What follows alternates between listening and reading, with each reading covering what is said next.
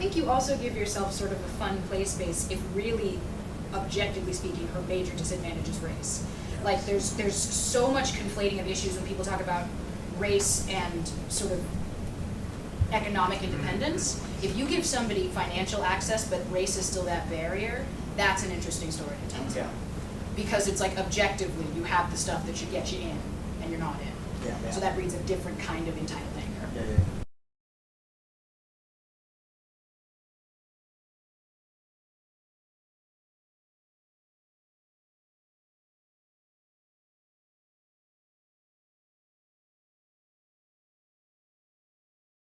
We hear all these stories about, like,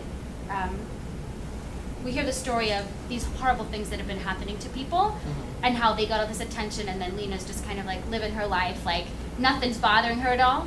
But also these stories about these women, these are such positive stories about people, women of color, but they're never told. So I'm not gonna front. I read this and I was just like, too close to home? Oh, too close to home.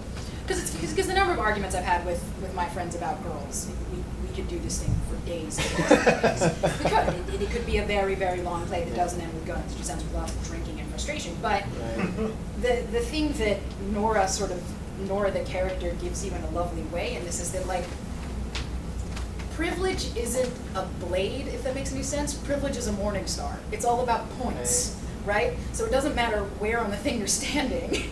Because it's a point of privilege that while she's pointing at Angela Davis, who spent how many of her years in prison cell, she's talking about, oh, Lena Dunham and her privilege. Well, what about your privilege sitting in an apartment in Brooklyn where you won't be mugged, talking about Angela Davis? It's just, it's such a fun, sort of meta, uncomfortable moment to address someone else's privilege while failing to address your own. Having done some issue plays, I've watched, boys just glaze over because they will detach. Too many shun Yeah. words. Yeah, and I understand that nobody wants to be pitched at for hours, But if you feel something for the character, you can say anything you want to them.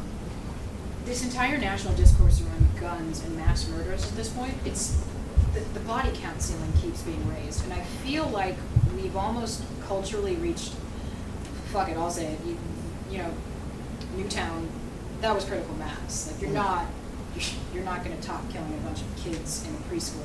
Well, no one's safe after that. Well, no. I wonder, is shooting a medium enough to get attention still? Does that make sense? Well, shooting celebrities. Okay. All right, I buy it. Well, no, I'm just saying, it's like this entire thing recently, I was just like, somebody's like, oh yeah, by the way, there was that other shooting thing. I'm like, another one? And the bottom line is, this girl wrote something and knew exactly what kind of audience she was writing for, and it's successful, and there are people that like it, and I think that needs to be talked about a little more in order to make the other point stronger.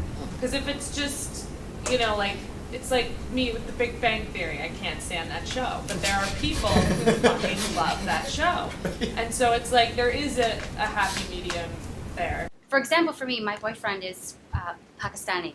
So we've had that conversation about white privilege before. And I feel like it always was a difficult one because you always say, no, I don't have it.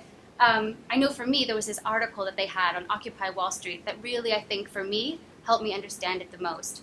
And it was kind of like putting out there that some of the things that kind of she's trying to explain to Lynn.